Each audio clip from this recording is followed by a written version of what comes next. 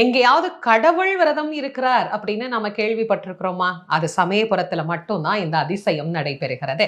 அதுவும் 1 நாள் 2 நாள் விரதம் எல்லாம் கிடையாதுங்க.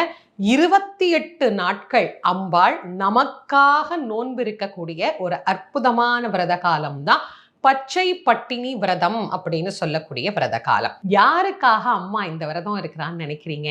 நமக்காக. நாம் ஒவ்வொருவரும் நலன் பெறணுங்கிறதுக்காக. எல்லாரும் சமயபுரம் போறோம்.